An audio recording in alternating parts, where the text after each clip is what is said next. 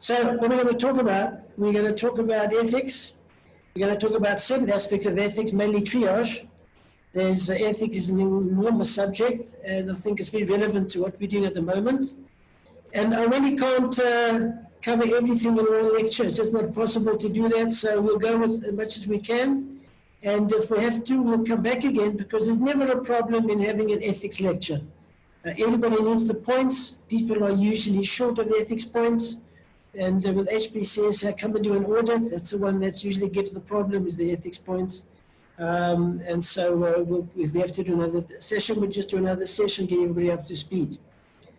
Okay, so when we look at COVID, and it's actually amazing when we do look at COVID, the amount of information and the amount of publications that have come out just on COVID from the first ones coming out in January is just mind-boggling. In fact, there are so many publications, and you can see that this article that was done in the Journal of Orthopedic Trauma came out in May. So it's looking at January, February, March, April, 4 months. And just in those 4 months, there were 6,831 English articles, publications just on COVID. So what does that mean? It means that everybody is trying to write, and everybody is trying to give information, and everybody thinks they've got something that if somebody else has to hear and to share. And it's interesting because probably 90% of the answers to questions on COVID is, I don't know. But there's an enormous amount coming out. And in fact, it's coming out in the journal, it's coming out in social media, it's coming out in the media. It comes out on everybody's WhatsApp groups, and there is so much information that's coming out on COVID, you don't know who to believe anymore. And some of it is correct, some of it is true, it's genuine science. The problem is that in 2 weeks' time, something new comes out. And whatever you read 2 weeks ago is no longer valid, because we are dealing here with a virgin virus. Very few people know exactly what's going on with this virus. It gives us surprises and shocks all the time when we think we've got a handle on it. And so this publication information coming out there's more and more and more, and that becomes a bit of a problem. So when we look at those 6,000 articles, they come from 1,430 journals. So there's no way that anybody can even try and assimilate all this knowledge. And then when you wonder, when you do read something, is this something I need to believe in? Is this something that's correct? Is going to change tomorrow? Or does somebody just want a publication? They're having a study on 10 patients, 100 patients, 1,000 patients, or 10,000 patients. Is it valid or is it not valid? And at the end of the day, we get so confused about who we should listen to and who we shouldn't listen to, and what we should listen to, and that really becomes a problem at the end of the day. So why do I say that? Well, I say that because I don't think you must take notes of anything I'm going to say tonight either. Because I can sit here for an hour and we can chat about ethics, and I can give you a whole lot of information again, and you've had information last night, you're going to have information tomorrow night, and these series go on with people that want to. Because I don't know when there's going to be some guy and some other people somewhere along around who's going to publish the same thing in some other journals, and they've got their ideas on ethics, and they've got what they're going to say on ethics, and it doesn't stop. And everyone is not agreeing with everybody else. I've listened to some of the ethic lectures. Some of them are good, some of them are legal, some of them aren't so good. Not everybody agrees with everybody else. So don't take anything I said tonight as 100% unless you're prepared to go and read it up, and you're going to investigate it, and you're going to ask me a couple of questions, and you're going to try and find out whether what I'm saying is okay or not okay. To me, they're okay. They're my opinions, is what I've learned, what I've seen, what I've done. But I can only give you my side, and my side is going to be part of the 608,000 journal articles that come out again and again. So I'm no different from anybody else. I'm definitely not clever than anybody else, not brighter than anybody else. I don't have any more experience in ethics than anybody else. So I'm just going to give how I see things. We'll keep it as I see things. You can agree with me, you can disagree with me. I really don't believe you think I'm talking rubbish, but sometimes people do that. So let's see where we go from here. So how do I get to what I do? If you don't know what to read, how do you decide where you're going to come from? And I spend 50% of my time reading what people say, and the other 50% of the time is doing. And experience is a very good teacher, because experience takes what you read and it tells you whether it's true, it's not true, it works, it doesn't work, it's applicable, it's not applicable. And when it comes down to disasters, I spend most of my time, in deciding what have I learned in the places that I've gone to. So I can read as much as I want to, and there are lots of people in this country, lots of people in this town, lots of people in the world who have got lots of disaster to write about. They regard themselves as disaster experts. They've done courses, they've done degrees, they teach. I'm not quite sure how many of them have actually been to disasters. And unless you actually go to these places and you're involved in them and you see what works and see what doesn't work, then writing on disasters and writing on ethics and writing on all of these things, you can do as much writing as you want to. It doesn't mean anything at the end of the day, because you've got to be able to do it. And if you can't do it, then you don't know really whether what people are saying is right or people are saying is wrong. And I think that works in the whole of medicine. That experience is a great teacher. It teaches you what to do and it teaches you what not to do. And every single one of us, if we practice medicine, is going to make mistakes.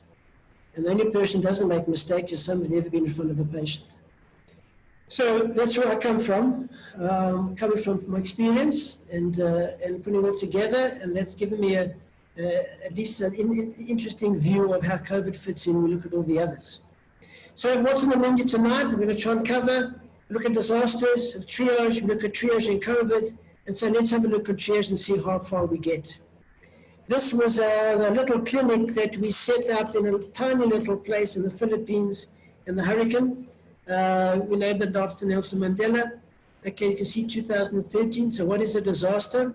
How we define disasters? Once again, there are probably 1,000 different definitions. They all come to the same thing. It's an event where resources are required. You have an event which has multiple number of patients usually. Resources are required, to adequately and effectively manage the event, but they're not available. I think we know that at the moment that you don't have enough resources to manage an event, to give the patient what they require, both qualitatively and quantitatively, you have a disaster situation. Because someone now is not going to get, or nobody's going to get, or some of them are going to get, and some aren't going to get, And then you're going to have to get assistance from outside. And I think that's a standard kind of effect of disaster where you cannot provide the kind of level of medical care that you really want to, that you need to, and that you're supposed to, because you just don't have the resources. And that's important.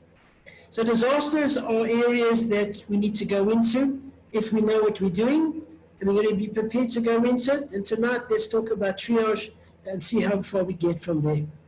So this is a standard disaster management cycle, and it is a circle. It goes round and round and round, and those people that have disaster on a regular basis, if you look at the east, where you have the roundabout Bangkok in southern China, and that area there, Indonesia, Japan, they will have cyclones, they will have earthquakes, they will have tropical storms on a regular basis, and they get used to it after a while, and they have this cycle that goes round and round and round, and where we start somewhere. So where do you start? Well, it depends on whether the disaster hits you right in the middle, and then you start over there, and then you go this way around. Or disasters where we took COVID, we started with COVID, before we got the mitigation phase.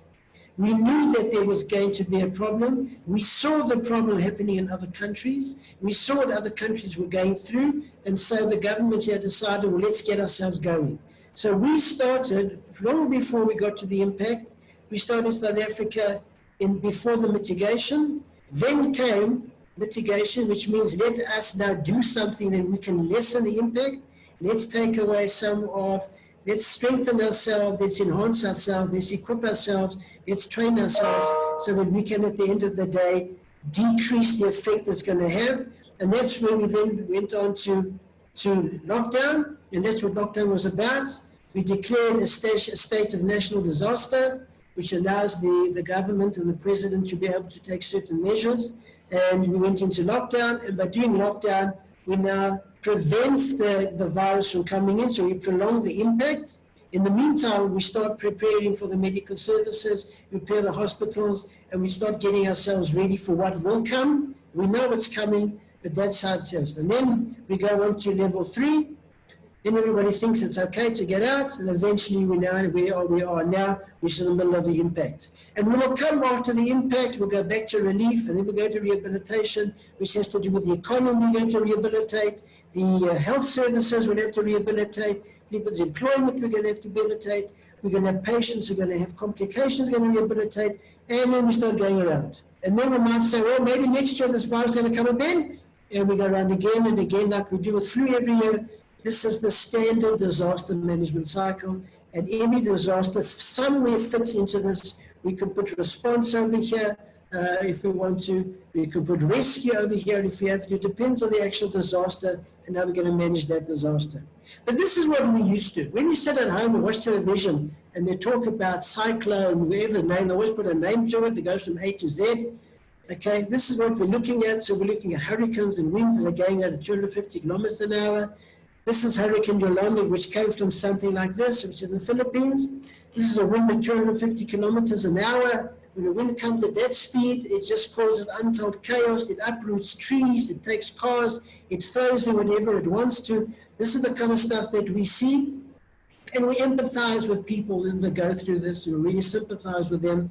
And it's not easy to be here. And we went to the rescue team here to come help these people out, and it's just absolutely total chaos and mayhem. Everything is just thrown into the air and everything just dumped. And you can see the trees have got no leaves, they've got no branches. Some of the trees are uprooted, they become missiles, and they crash into wherever they're going to land up. And these are the kind of things that we used to. Earthquakes in Haiti, okay, which was a massive earthquake. Over 300,000 buildings came down. And so when we look and we see the kind of disasters that we're looking at, that's what we used to. That's what we trained for. The tsunami in Japan, which is a wave that was about 2-3 stories high, coming at 800 kilometers an hour. When it hit the shore, this is what it did. You can see the kind of damage. To take a bus like that and take the bus, which is supposed to be down here, and the wave is that high, and the bus is on top of the wave because the wave is coming at such a force that lifts up the bus and kind of puts it on the roof. Okay, so this is what we see, and it's kind of expensive disaster.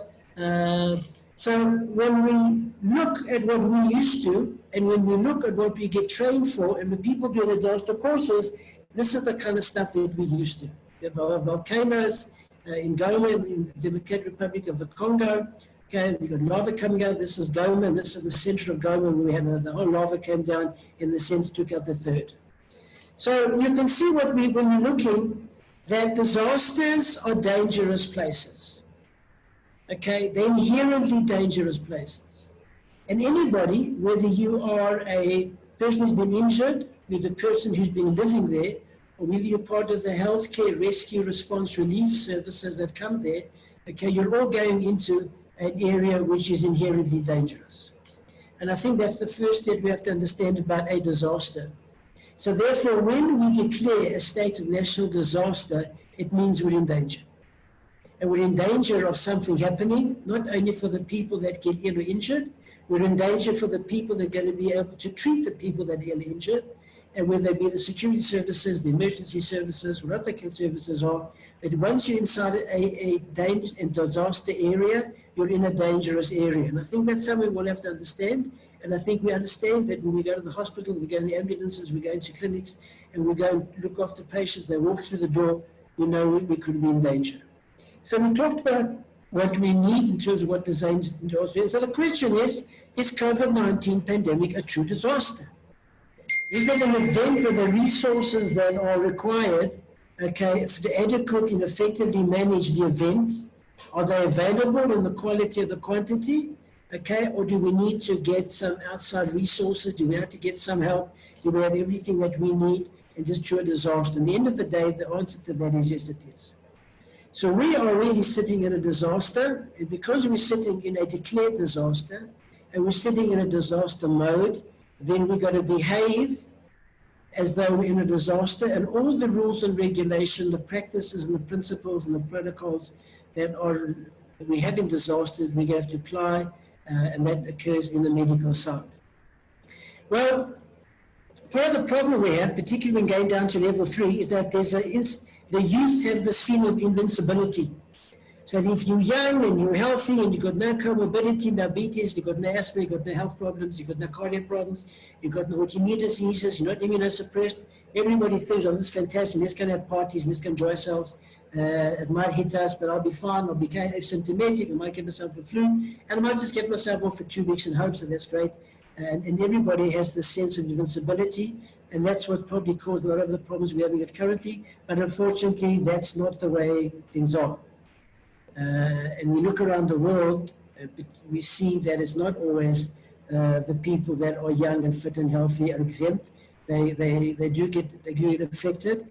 But as you said, you can play the dice and you can decide where you're going to be as to how you're going to manage in this disaster area.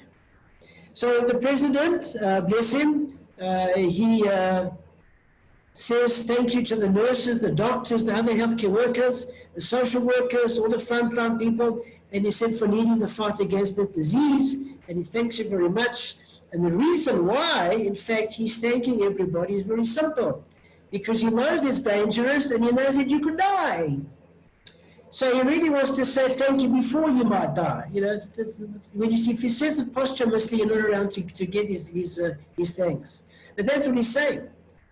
He's saying that he knows it's dangerous, and everybody's told him it's dangerous, and his advisor told him it's dangerous, and at the end of the day, there's a very great possibility that any one of us, okay, we don't know who's going to be, could end up dead at the end of this pandemic as part of that number, that total number that will be there, because we don't know what this virus is going to do and how it's going to act. Is it going to come back? Is it not going to come back? So it's, as we said, a dangerous area. And that's why you get everybody's thanked for it, and everybody says you're brave and you do hard work and you're fantastic and you're the frontline fighters and you're the infantrymen. But when you go to war, there are casualties in war as well. I think we know that at the end of the day. So we declare, the president declares a state of national disaster. The country goes into a state of disaster, and that has certain implications that we need to understand. And the first thing we have to understand from an ethics point of view is that when you declare a state of national disaster, the word that comes into mind is denial. Now, not denying that it's a state of disaster, it's what you're denying people. So, you take the citizens and you deny them certain basic rights. For example, when you go into lockdown, you are denied the ability to have freedom of movement. You have the ability, you don't have a freedom of employment. You don't have a freedom of gathering. You don't have a freedom to have religious practice in a house of worship. So that is what the Disaster Act says. Anything that needs to be done to mitigate the effects of the disaster and its effects will be put into place. And so as a citizen, you can only be denied those certain basic rights if you declare a state of disaster, which now, because the Constitution gives the National Disaster Center the ability to make whatever laws it has to do to be able to make sure that people are safe as they're going to be. The patients can be denied certain basic rights, such as oxygen. We know that we need to give people oxygen if they're COVID positive and they're symptomatic. We know that there are different ways of giving oxygen, and we can give it by mask, even by nasal cannula. We can give them high flow oxygen, we can double up. If we can give them non-invasive ventilation, and only lastly, if we really have to, because we don't really want to, is put them on a ventilator because the mortality is so high. But if we run out of oxygen, we run out of oxygen. And if we're giving so many people so much oxygen, the hospitals can start running out of oxygen. And the people that are making oxygen can only make so much oxygen at a certain rate, unless we start bringing more machinery and more instrumentation to be able to make oxygen. And that takes time, which is why we don't need to lock it. But those are certain rights. You can't give people what they don't have.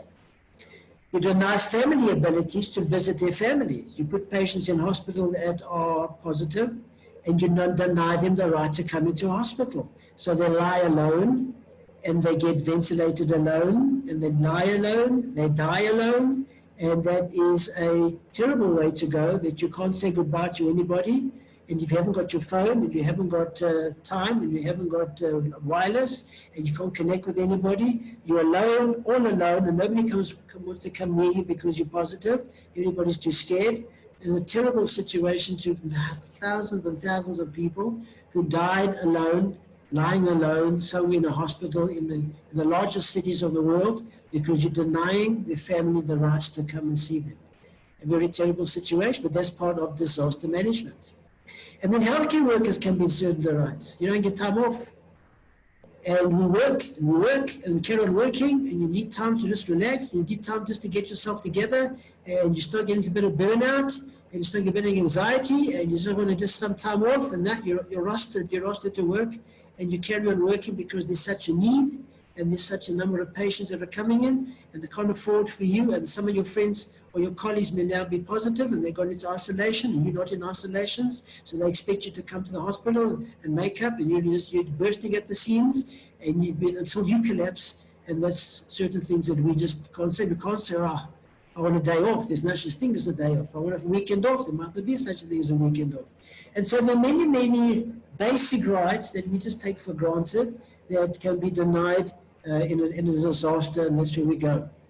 And one of those rights that we probably deny people can be treatment itself, and so we now look at the case of triage. So let's have a look at two different philosophies in triage and in ethics. Ethics has got many, many different ways of looking at what is right, and many difficult philosophies, and they've all got long, long names. And if you ever do a degree in ethics, okay, if you pronounce the names, you're doing pretty well. Okay, that's the first sign of whether you'll be able to do ethics or not. You're going to be able to talk about utilitarianism and deontologicalism, egalitarianism, okay, and you'll roll these things off your tongue, but it takes a while to get to actually be able to do that. And there are two different kinds of ethical principles that we need to look at because it affects what we do and what we don't do. And I want to go and mention them because that's where triage comes in, and that's where our practice comes in, and sometimes they can be confusing. So what is utilitarianism? Utilitarianism is what we actually use quite often, and utilitarianism says, okay, that whatever gives the greatest number of people the greatest amount of happiness must be right. Okay? So if you've got 100 people and 51% of people say that doing a particular action makes them happy, makes them content, and they're very happy, that is ethical, according to utilitarianism. The other 49% who don't agree, that's tough luck. But the majority decided whatever you were going to look at, okay, and so that's what we would translate in normal language is the greatest good for the greatest number. The greatest good being happiness, the greatest good being pleasantness, okay? So that's where the good comes in for the greatest number of people. And that basically goes on majority. And that means that the end, which is the greatest good for everybody and the greatest happiness for everybody, okay, the end justifies the means. How you do it, no one's interested. How you got there, no one's interested. As long as the greatest number of people are happy, it must be ethical, it must be good. Okay, that's the way to look at it in a very, very simple form of manner, okay? And that's how many of us will treat and go to the hospitals to treat, and that's how many of us were taught to go to a disaster, to say that when you're in a disaster, and you're going to go out there and do what you can with limited resources, not having enough of what you need, go and do the greatest good that you can in that environment with a little bit that you have. How do you do it? I don't know. Just go and do it. Just make the most of it. Don't mess it up. Don't waste it. Go and do it, okay? And so if we have a look at an example, okay, we take Batman. Okay, Batman's standing there, okay? Batman's got two decisions to make. He's got this woman who's drowning in the water, and Batman's also got the Joker who's causing untold havoc in Graham City, okay? And he's going to make a decision at this moment. Does he save the woman because she's drowning? As you can see, she's a nice person. She's got 4 kids. Okay, her neighbors think she's a fantastic woman. She's helping a lot of people, does a lot of charity, and she's busy drowning. And so he can go and save her life. Okay, or we can go and kill the Joker who's causing untold havoc wherever he is, and he's killing many people, and he's causing economic havoc. Okay, and he's got no friends, and he's hated, and people don't like him, and he's going to make a choice. And he's going to make a choice which of these is going to cause the greatest happiness for the greatest number of people. So if you're going to go utilitarian, very simple. You go and kill the Joker and you just let the woman drown. That's it. Because the end result is the one you're looking at. And you're looking at the greatest happiness, the greatest good for the greatest number of people. And so the way of doing that is to take out the Joker, and the one woman who's drowning, sorry, rest in peace. That is utilitarianism. Okay. The next one, okay, is deontologicalism. Deontologicalism is the opposite. It says, no, it doesn't work that way. You can't say that the end justifies any means. You can do whatever way you want to do it, okay, as long as the greatest people are happy. Deontological says the end that doesn't justify the means. How you do it is important. What you do is important in order to get to the end. So deontological, okay, was almost a kind of don't do unto others that you won't have them do unto you. That's the kind of philosophy that you have with deontological. And how you behave, and how you do things, and what you're going to do. That's important. So if you go deontological, then you're going to say, well, we can't let a woman drown. We can't let a woman die, okay, and we also don't want to kill the Joker because we don't want to kill anybody. The deontological says, well, don't kill others because you don't want them to kill you. So when you go deontological, you'll dive into the river, you'll save the woman because you don't want her to die, and that's your actions and the way you did things is 100% from that point of view. And what about the Joker? Well, you don't want to kill him either because you don't want to kill people. That's the deontological. So it's very different in terms of you're going to do things. So for example, here comes a train down a railway line, okay? And if you do nothing, this guy can hit the lever. If he leaves the lever like it is, they're going to take out these 5 people. If he throws the switch, it's going to go into the side track and take out 1 person. The utilitarianism says, well, it's 1 person versus 5. I'm going to throw the switch and goodbye, thank you very much for lying here, but I'm going to save these people. And they're very happy and very thankful, okay?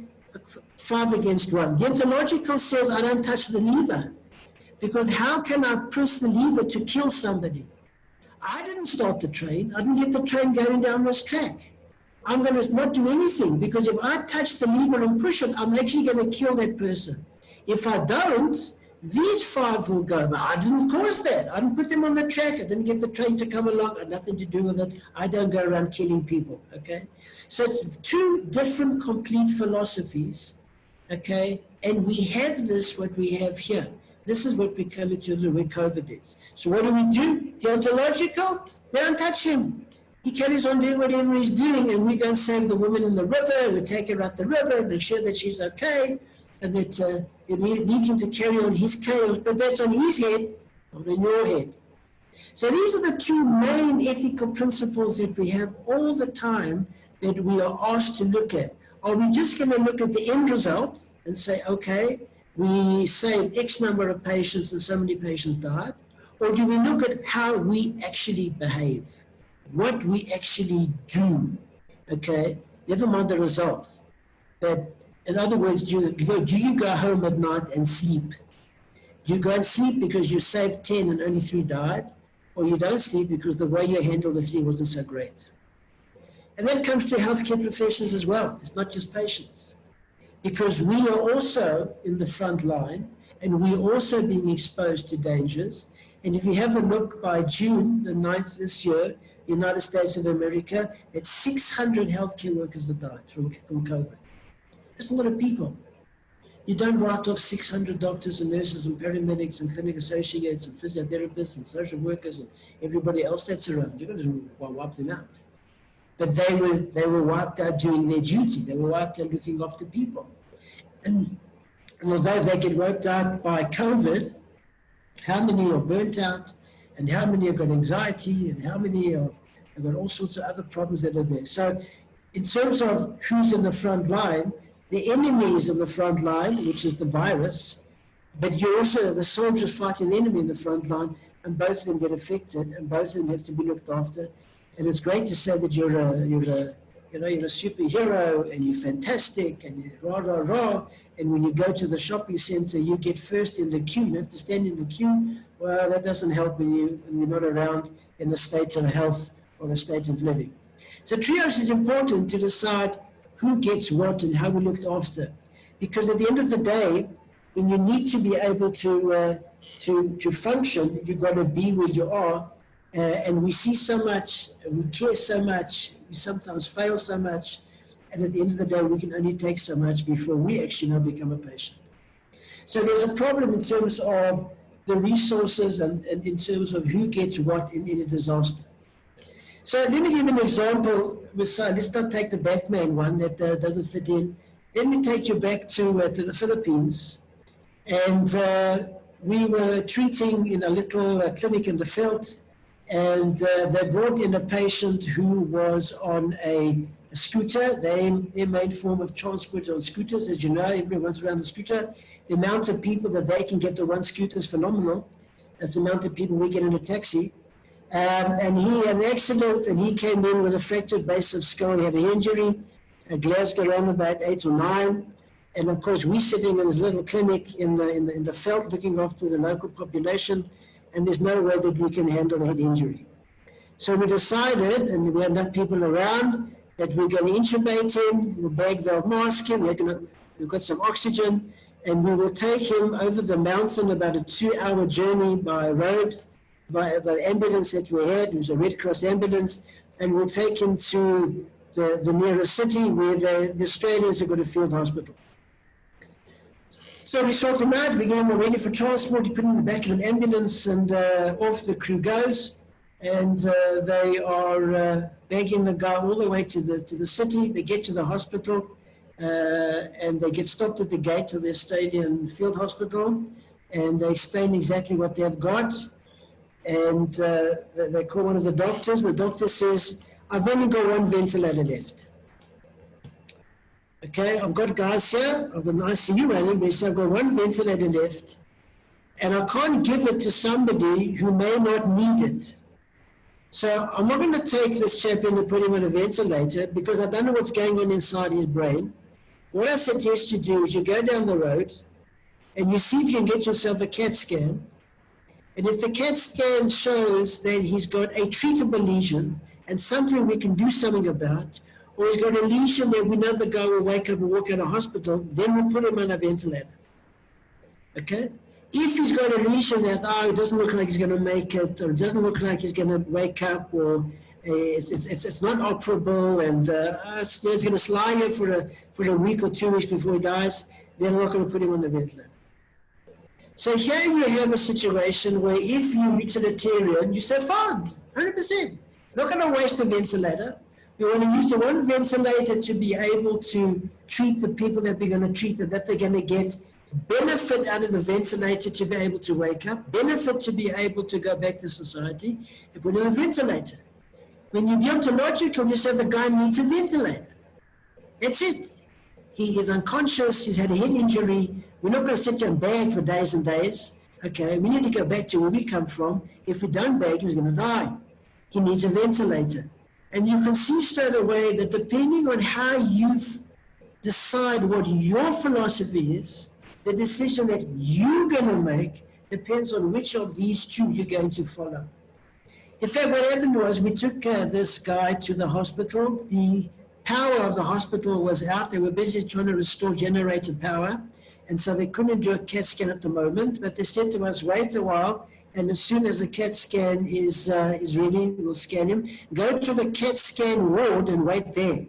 Well, we weren't sure what a CAT scan ward was, but the CAT scan ward was about 20 people in the ward, okay, all intubated and all being bagged. And because this was a disaster and these people had lost a lot of what they had and they lost their employment, they lost their homes, they were paying them, I think, $1 an hour to bag these guys. So if you had no money and you needed to earn money, you came to the hospital and you decided, I'll do a 12-hour shift, and for 12 hours you squeezed the bag to keep the guy alive, and then after 12 hours somebody else came to go over you and they took over the bag, okay, and squeezed for another 12 hours because that's all they had, waiting to get the CAT scan. Well, we left him there. It's easy to give somebody a couple of dollars to squeeze the bag and come back to where we came from. But that's the kind of problem you have in a disaster, that depending on whether you're a utilitarian and you just want the best at the end of the day for the greatest number, or to you, what you do and how you behave and how you see people is a different thing altogether. And all of us don't function in the same way. Some of us will function in the utilitarian way. Some of us will actually function in the deontological way, depending on how you see things and how you're going to do things. And so I take you now to Haiti, to Port-au-Prince, where there was a massive earthquake. And I want to take you to another triage where you can see what you talk about when it comes down to triage. So we as a South African team were quite elderly, older than many of the other search and rescue teams. And so when they decide to sector off the whole city, and each of the urban search and rescue teams gets a sector to go and look for people if they're trapped, we were given the sensitive ones. And we were sent to an area that had a college, it had a primary school, and had a nursery school. So we started off in our reconnaissance. The first place we went to, in fact, was the college. It was, they were writing exams when the earthquake happened at 5 in the afternoon. All the students were killed. There was nothing you could see except bloated bodies, and there was no one around. So there we went to the primary school, which is the one you see here, down the road, it's about 1 kilometer, and go and check out the primary school and see whether there's anybody alive in this particular school. And unfortunately, at the end of the day, when we went to the primary school, everybody was dead. So the last thing we were left was to go to the nursery school. And we were told that, in fact, the mothers had been there for the last 5 days. Nobody was going home. They were sleeping there. They weren't going anywhere else. They wanted to know what happened to the kids. We're talking about a nursery school. These are small kids that are there. And we wanted us to go and check it out and see what we could do. So we're walking down the road, and we're walking towards the nursery school. That is our aim. That is our target. That is our mission. That's what we're supposed to do. And as we're walking past, they see that we're medical people. And somebody comes and asks us, please, can we just come and treat a woman who's lying on the pavement with a fractured femur, and she's lying with a fractured femur for 5 days. She had no treatment whatsoever, no analgesia.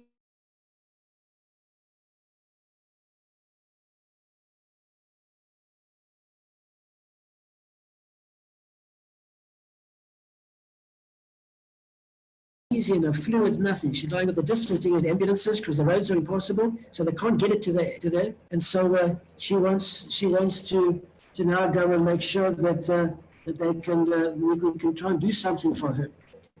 So we go and we look at her, and she's lying there. She's lying, and we realize, and all I've got as a medical person is this particular bag. That's all I've got. I've got another bag. I've only got this bag to carry all my equipment with me, and that is for the team, in case something happens to the team, and in case we find anybody who's trapped, we can start doing something if we have to. But she's lying there. So I turn my back on this area here. This part of the team, and I say, well, let me go put up a drip on her first of all to give her some fluids, because she had nothing in 5 days. We then align her femur as much as we can. We strap the 2 legs together. I can't give her anything for pain because I can't give her morphine for pain and then leave her. And she'll stop breathing, not a problem. So we say we'll give her some Voltaren, not the greatest drug to give. What else can I give her? And I'm busy treating her, and I'm putting up a drip, and I turn around, and before I know it, they've brought me a whole lot of other patients. Because now they think that the doctor's arrived and the doctor's going to start treating everybody. And all we did was to stop and treat this lady with a fractured femur. So they brought him out, and they brought her out, and they brought the child out, and everybody started arriving. And then I realized, we can't do this. This is not why we're here. We are here to go and get to look at the nursery school. We're going to look for babies and small kids that may be trapped. I don't have the equipment, I don't have the resources to be able to do this, okay? And so we put a drip up on her, and we splintered her leg, and we gave her something, and whatever was wrong with her, this little kid here had a massive cut all the way back, all the way down to bone, okay, sitting there for a couple of days. They put baking powder on it, I don't know why, but that's probably all they had, and she's waiting for me to have a look at it. At the end of the day, you can't treat them all. You're not there to treat them all. You're there to go look at a nursery school.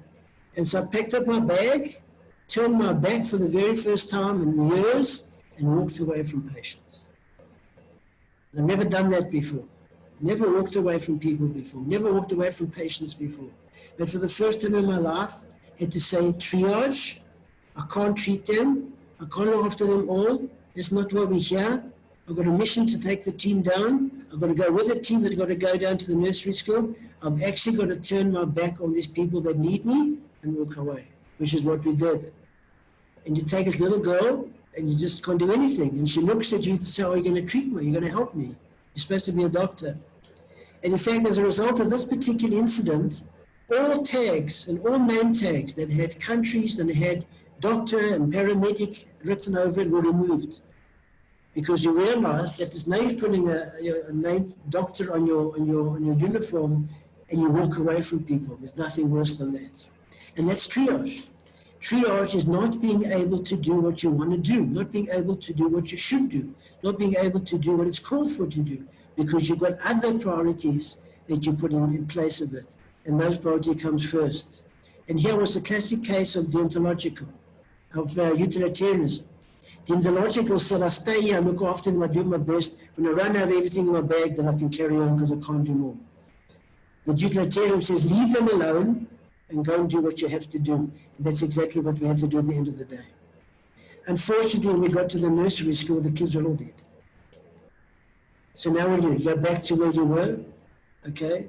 And you're now 3 kilometers down towards the end of the day, and now it's time to go back to your camp. You get in your truck that comes to fetch you, and you take all the equipment, and you go in the truck, and you leave all those people alone on the pavement.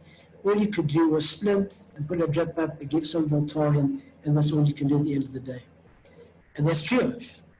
They triage in different sectors to be able to do what you need to do. So now we come to COVID-19. And we said that COVID-19 is also a disaster. And it is also an area where we can't give everybody everything.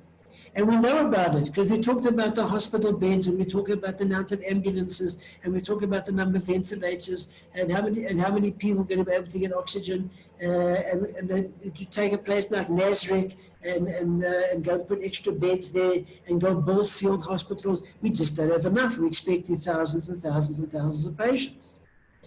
And so when it gets down to a situation, we know that when this pandemic hits, and we waited for it for a number of months to come, we knew already, okay, that we were going to we're going to have to decide who lives and who dies.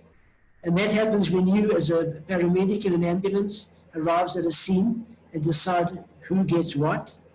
When you bring them to the hospital decides who gets what, and it goes all along the way the health check came as to decide who's going to get what and who's not going to get what. And how do you decide?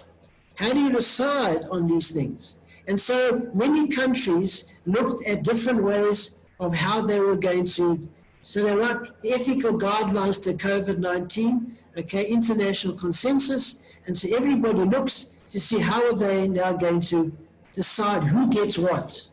What are the principles by which you decide how you're going to treat people? And you've got, these are Italian, these are European countries, as you can see, and each one is looking, okay, who made the decision as to what you should do in terms of ethics. What are you going to do with equity? Is everybody going to get it? So in Italy, all patients, COVID and non-patient COVID, who require intensive therapy, are treated according to the same criteria. In other words, if you're in Italy, if you were a P1, irrespective of what the cause was, COVID, trauma, heart attack, whatever the case may be, everybody gets treated the same. And when you don't have enough, you haven't got enough, okay? When you're looking at Switzerland, very similar, they're all treated according to the same criteria, okay? Austria doesn't have anything. Austria decided no way, okay? And so some of them are treated the same, okay? And they differ. And then they have a look at maximizing the effect. And maximizing the effect has a look at what's the probability of survival, what is the life expectancy, what are the comorbidities, what's the short-term survival. Now we're going into utilitarian. If we don't think you're going to make the greatest use of your ventilator and the greatest use of intensive care, then we're not going to give it you. We're going to give it to somebody else. Very interesting is age. Okay, age. This says in Italy, age limit may ultimately need to be set. Otherwise, you set the limit beyond which you're not going to give intensive care. Okay, in Switzerland, they probably looked at more than 85 years of age. You need to look at anything. Others said no. There's no prioritization based solely on biological age. So if in Germany, age had nothing to do with it whatsoever. Okay, and so different countries, you can see, are choosing different ways in which they are going to decide who's going to get the treatment and who's not going to get the treatment. And when you see this, and you come to a realization, there is no one way. There is no one right and one wrong. It depends on your society. It depends on how you do things in your own society and your society's goals and aims and achievements and how society is set up into how we would and how we would not do things and what kind of environment you're in. So everyone has their own way of kind of looking at what we would do and how we wouldn't do. So how do we do triage? Now, I'm not going to go through the P1s, the P4s, and the different colors, and the greens, and the reds, that's not what I want to do tonight. Now, I don't want to say how we're going to do triage. I want to look at the ethics of triage, okay? And there's no doubt that triage is the most difficult medical decision you're ever going to make. Because to do what you need to do because you're trained to do is an easy way of doing it. If you get somebody who comes to need intubation, you intubate them, okay? If they need surgery, they go for surgery. If they need ventilation, they get ventilation. Those are medical indications. Those are medical ways. If you need a particular drug, you give a particular drug. And in COVID, we're still busy deciding what drugs work, what drugs don't work, drugs that we can give, what drugs we shouldn't give. That's based on medicine. The ethics and triage doesn't come into that. Like, you've got to decide whether people get the treatment in the first place. You're not deciding what they get for a medical indication. You're deciding should they get it or shouldn't they get it. And you have to make that decision. Because if you make the decision that they get it, that is a positive decision. And if you don't give it to them because you don't know or you don't think they should get it, it's a negative decision. In both of them, it's a decision. If you do absolutely nothing, it's a decision. It's in the negative.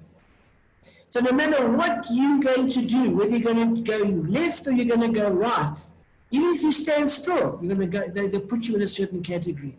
And so as long as you're a healthcare provider, when somebody comes in the door and they're a patient and they require treatment, you're going to have to make a decision. Yes, I'm going to treat you. No, I'm not going to treat you.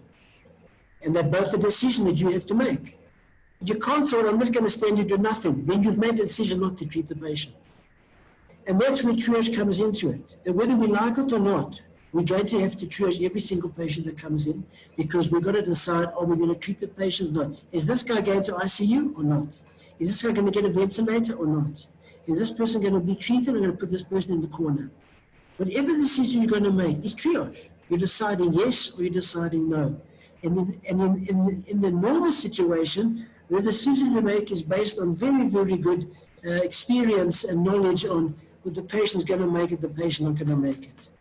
In this situation, where you've got too many patients, you require the same kind of inadequate resources. Some will get and some will not get, and the decision is entirely up to you. You stand there and decide, should I or shouldn't I, will I or won't I, can I or can't I? The decision is yours. And often the nurses will ask the doctors, what are we going to do? And the doctor's going to make a decision.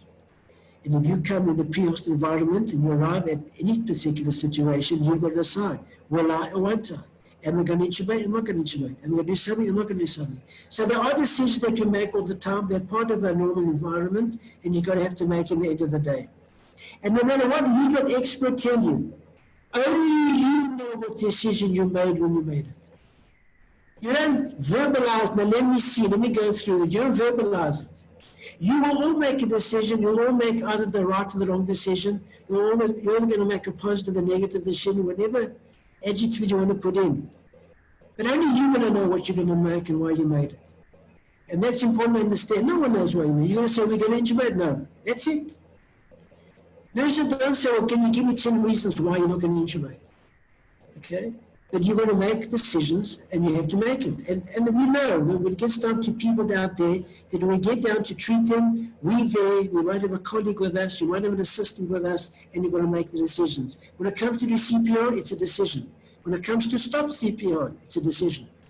And the decisions that we make, they may have legal consequences, but the law is not there at that time, and no one's watching over your shoulder at that time, and no one's taking pictures at that time, and you just make a decision, you go with that decision. And the only difficult part of the decision is not the legal part.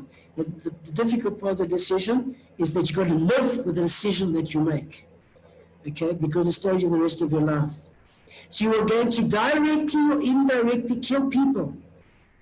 Okay, if you don't give every single P1 patient, okay, everything that they need. And that's important to understand, okay, that if you get a P1 and you don't give them everything they need, not because you haven't got it, because you decide not to. This guy we're not going to intubate. This guy we're not going to put in ICU. This person can't go to a burn center. Okay, this person is going to stay with us. And that decision was made. You're going to directly or indirectly, okay, end up killing the patient. And nothing we can do about it. There's nothing we can do about it. And you have to understand that these are decisions you do make. And that the higher you go in the hierarchy, the more you make these decisions. And I get called regularly from the colleagues that I work with, the junior colleagues I work with in my hospital, who will phone me to ask me about something, about should they or shouldn't they, and I know they've already made the decision. They just want me to see whether I agree with what they say. You know, this guy comes in, he's got this, he's got this, he's got this, he's got this. I just want to know we should intubate him. What do you think? No, I don't think we should. You're right, and don't. And by not intubating him, you indirectly say, I'm going to let him die. That's the way it is, okay? And we both agree. And we both say, we're going to let that person die. And that's where church comes in. We have to understand that we do it more often than we realize it, particularly when we can't give everybody everything. And if you don't triage, then what do? You're going to give everything to the first person who walks in the door, first come, first served, okay? There is a way of doing it. There is a particular philosophy. If you've got an egalitarian where everybody's equal, okay, and there's no one who's above anybody else, and you're not worried about utilitarian, you're not worried about keeping people happy, then the first person that comes in the door, he gets the ventilator. And the second person comes in, well, sorry, there are ventilators. Whoever they are, whatever they are, whichever the outcome is, whoever's got the better results, got the better prognosis, makes the difference, okay? There is a way of doing it. It's not a great way of doing it, because you're going to have people on a ventilator for 6 months and no one's moving and everybody's alive and everybody else is dying because those 6 people are still on the ventilator, okay? And we don't practice that way. We never practice on a first come, first serve.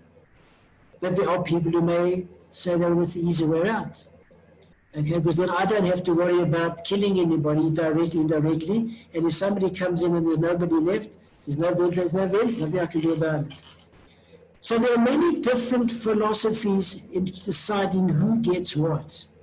There's a utilitarian, to keep the best, the greatest best for the greatest number. There's the deontological, which is how you do things is important, never mind what the result is in the end, okay? There's the first come, first serve, and then that's the end of the story. When it's all done, I've got nothing left, okay? And I can't say which one is 100% right, which one 100% wrong, because it depends on the society in which you live. So now we have one ventilator, and you've got a hypoxic COVID patient who's come in with a saturation of 50 and was tachypneic and breathing at 36 per minute, and the lungs sound absolutely terrible, and the guy's 30 years of age, and he's got 4 kids, okay, and all he's got is COVID because he was working, and he's the guy who classically needs high ventilation oxygen and maybe a ventilator. And next to him, another ambulance comes in with an organophosphate overdose, who we know is busy salivating and busy bronchuria, and the lungs are full of fluid, and this guy's drowning quietly. He might not be drowning quietly at all, and you give him a whole lot of atropine, and you're really going to need a ventilator, and he might wake up, he might not wake up, depends what kind of chemical you took. You got one ventilator. Who gets the ventilator? And at the end of the day, your decision. Your decision. You've only got one ventilator, you've got 2 patients, you've got to decide who gets it. I'm not going to tell you who gets it. I don't know who gets it. I haven't thought about who gets it. And if I did think about it, I'm not going to tell you who gets it, because that's for you to decide. Because that's ethics, and that's triage, and that's real. Because this comes in now, right now. We're getting a head injury coming in, we're getting a organophosphate coming in, we've got a diabetic ketoacidosis coming in, we get a COVID who needs it, and they're all in intensive care, and they're all in oxygen, and we don't have enough for everybody. One of them is going to live possibly, and the rest are going to die, and the decision is mine, the decision is yours. I'm going to make that decision. And no one helps you, and no one knows about it, no one goes home except you, no one asks a big thing about it except you, as you make the decisions. And that's ethics, and that's where we are. So you can't treat everybody. And I put this in because when I came back from Haiti, and I came back to Wits, I'm nearly finished, and the people in my department, family medicine, emergency medicine, asked if I could do a presentation on Haiti, a whole lot of slides there, and so we had an afternoon at 2 o'clock for about 2 hours to do a discussion and show them about Haiti. And I put this slide up, this one over here, with the patients I turned my back on. And when I started talking about this patient, I started talking about this kid, and I said I turned my back and walked away. And after so many years in emergency medicine, to turn my back on a patient and walk, I've never done that. And something happened which I didn't plan, is that I started crying. Probably that was my debrief session. Only problem is there were 100 colleagues who were busy listening, and what was amazing, that after 5 minutes, I wasn't the only one who was crying. A lot of other people were crying as well. Because people have empathy to understand what it's like when you actually can't give the treatment you want to give, you can't help the way you want to help, you can't care the way you want to care, and you turn your back on a patient. And there's nothing worse as a doctor, as a healthcare profession, to turn your back on a patient and walk away when they look at you and they want you to treat them. Like this little girl does, and you can see the eyes of these kids. They look at you with, what's wrong with you? You're supposed to come here to this country to treat me. And triage is exactly the same. When you don't give somebody what they need, you're turning your back and you're walking away. And we have to understand that. We have to accept that. We've got to live with it, because that's where we are. So an hour goes very quickly. Thank you very much for listening. Thank you for coming on. I hope it's been worthwhile. And if we need to, we can have more sessions. Depends on how you feel about it. I look at all the questions that are coming in. I'll try and give as many answers as you can. But have a great day and have a great night, and remain safe as much as you can. Cheers all. Prof, thank you so much. That was an incredible session and some very sobering thoughts there. I know we have gone past 7, but would you be willing to take a few questions if there are any, if you have some time?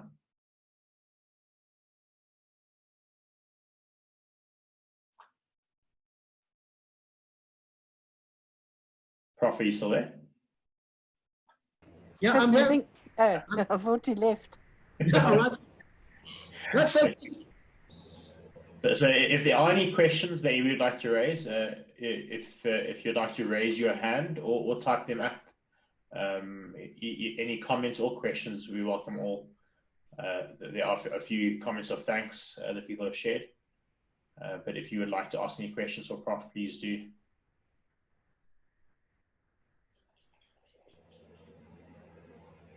So Efraim, if I could ask you a question, it's Mandy. Can you hear me? Yep, I can hear you. Okay. So the question I want to ask you is that how do I, working either in an intensive care unit or an emergency department, put in some sort of reproducible model where I can be fair to everyone? So what do I use in terms of a triage process or a system whereby you can decide which person will get ventilated and which person will have will go to palliation in terms of the care you offer them? Is there a model that you can suggest, or does it mean we just need to do some reading? You know, we know that when we triage in disaster, we use triage sieve. All those that are walking, we let them walk. All those that are not breathing are dead. If you open an airway and you breathe, you turn them on their side. We know that system. But now we're going into the triage sort system where we decide how many will get oxygen or not get oxygen. What do you suggest hospitals do in terms of assisting each other to make these decisions? Because I think that this is a team-based approach at a hospital. From an ethical perspective, there should be teams. Your thoughts on that? I think, first of all, it has to be a team approach. It can't be individual, because you all come with different ways of looking at things. We come with the baggage and different ways, perspectives. I think it's a team approach. And I would really suggest that we have a look at the table that I showed from Italy and Switzerland and Australia and those places. And they've got all the different elements on the side, and you can see that they've looked at and decided what they are going to apply in their country and what they're going to apply in their environment. And I think that's important. If you sit in Cape Town, you need to be able to take a team from Cape Town and say, let us sit down here and let us take those criteria and decide, what are we going to do? Are we looking at age or not? Are we going to be looking at comorbidity or not? Are we going to be looking at whatever the actual category is, and then decide as a team which one of those you're going to take, and whether you agree with how they've done it or it's different where you are where you've done it, and then come out with a policy. And then the policy is based on absolute criteria that the team sat down in that environment and said, this is how we're going to do things. And then as a team must agree, you want unanimity, okay, you want everybody to agree that this is how we're going to handle this hospital, and then it goes into the hospital. There will be people who won't always 100% feel comfortable, but it's got to be a team approach. And I think once you have a look at those objective criteria and decide this is how we go in our city, our hospital, our country, then that's how we go. And we all fit in. And I think that's individually we can't do it. The problem with the disasters and the civil net and the scene is we're making individuals. You know, the director comes in, and the medical director arrives, the guy who's in charge, the senior physician, they take over and they start making all the decisions. You can't do that here. We've got to make a team decision, because the triage we're doing here is exceptionally difficult, because we're actually walking away from patients and letting them die. Very difficult. I'll send you that table. The article. Maybe we can send the article out to the people on the It's group a good as well. article. Thank you. It's a consensus of Europe, basically. Thank you very much. Chris, I don't have any other questions. Do you? No, nothing on my side, Mania, that's come through. I'll make one final call. If there are any other questions or any comments, please raise your hand or type it through. But otherwise, in the absence of that, Prof, yet again, thank you very much for your time and for sharing your experience and your knowledge. I think we're all extremely grateful to be able to draw on that during this time. I have recorded the session, and I will make the session available online. It is on Netcare's YouTube page, and there's a playlist with all of our Netcare COVID lectures. I haven't seen any other questions come through, so I think we can close the session there, Mandy. Thank you very much, and I look forward to the next one. Thanks, Prof. I appreciate it. Thanks, Chris. Tomorrow night, is going to be also a good one. It's Gloria Berger. She's an intensive care academic staff from Netcare, and they're helping to nurse patients in the ICU for doctors, paramedics, and allied and clinical associates. It's going to be a really good one as well. Lots of practical advice, and we hope to see you on there. Thanks very much, everyone. Bye-bye.